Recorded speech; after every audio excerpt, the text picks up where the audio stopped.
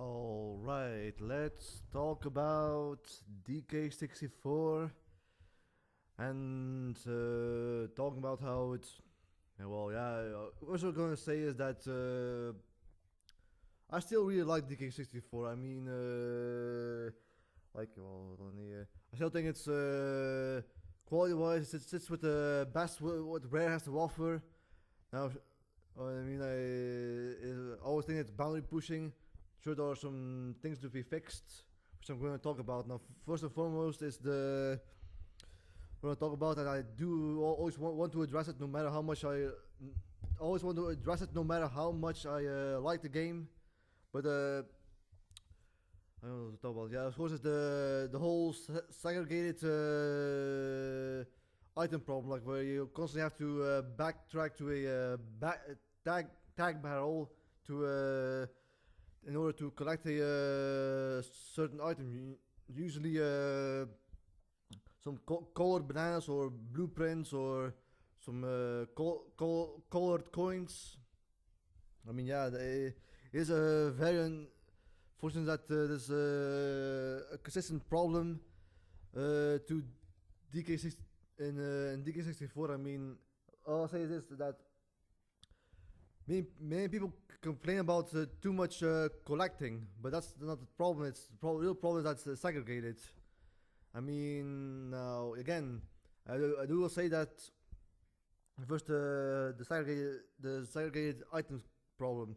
First and foremost, I would say that maybe in a later release of DK64, maybe like an HD, like kind of like an HD version. I mean, kind of like how the Banjo-Tooie games got remastered on the Xbox. But I mean, like being just and the way to fix it is to just being able to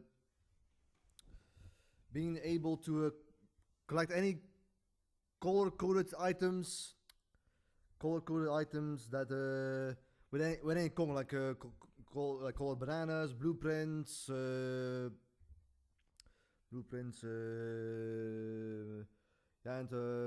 coins, of course. But I don't think that I do still think that the golden banana should still be segregated, because I think most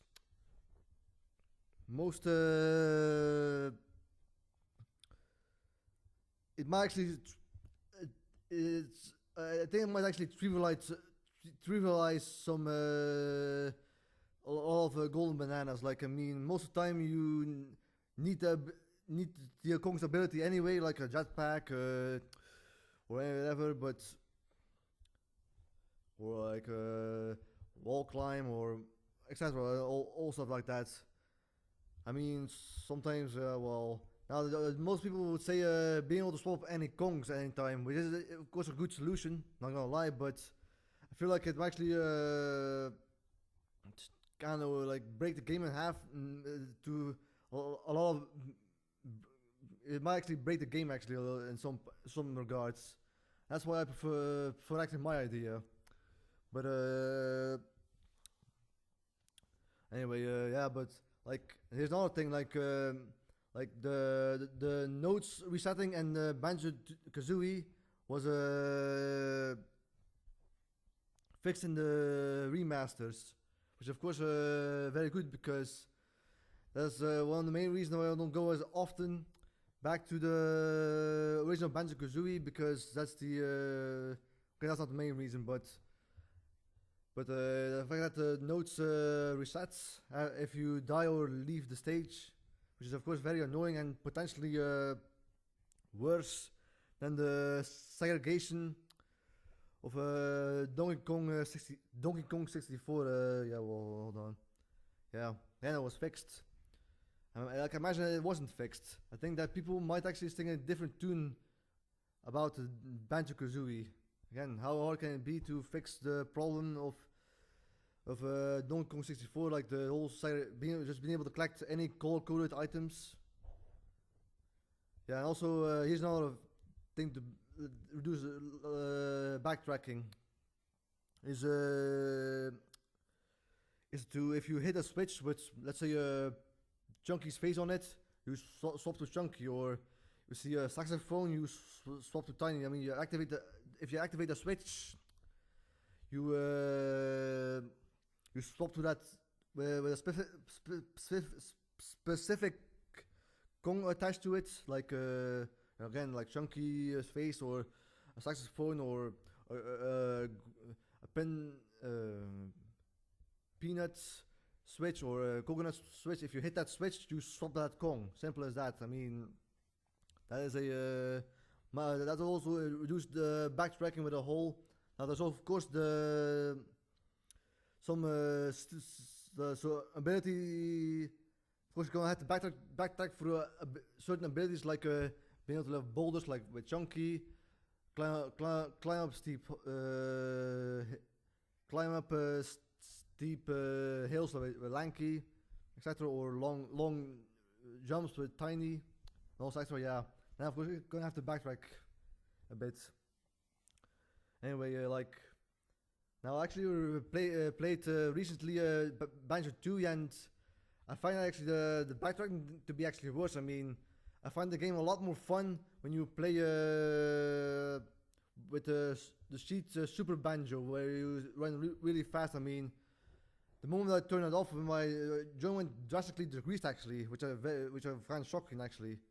I mean, one of the worst problems with Banjo 2 is that when you have to activate the Mumbo pads, it's just like there's a lot of backtracking to just to play as a slow. I mean, Mumbo Jumbo is not fun to play. I mean, the only thing when he does is to activate a switch and have to put them back. That's actually kind of tedious to do so. It's unfortunate, and I would argue that should also be fixed. Like, I mean, if you activated a warp pad with Mumbo's face on it, you press R or something, or the R button if you have a glow and he's available. And if you stand on the pad with Banjo or an alien character, you just swap to the Mumbo Jumbo moment, and he does his spell for a bit.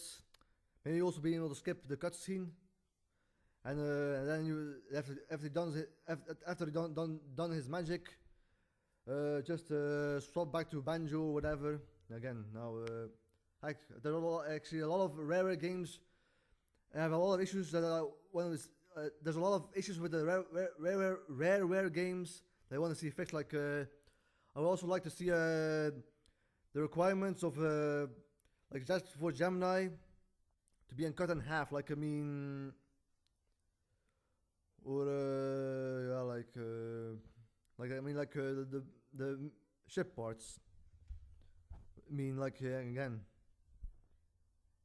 Yeah, we're gonna move to back to DK64. I mean, yeah. Of course, again, I worry that other than some subtle problems, like maybe like too many bonus barrels, some janky controls a bit. I think they're fine for the most part. Some glitches. Of course, what I mentioned, the backtracking. Again, other than that, I think it's rare better work. If I ask me, I mean, there's still a lot of variety, exploration. I mean, memorable locations. I mean, yeah, like what else? Location. I mean, so much personality, variety. Yeah, I already said that. I mean, there's lots to do. Again, now also now that's another problem that people will quickly say that there's too much collecting, but I feel like people over exaggerate how much there's to collect. I mean, like for instance, like there's like 5 blueprints to collect in each stage, like, but there's also 5 things to collect in 5 Genjos to collect in Banjo-Kazooie. Like, that's almost equal. There's of course the most drastic thing to collect is of course the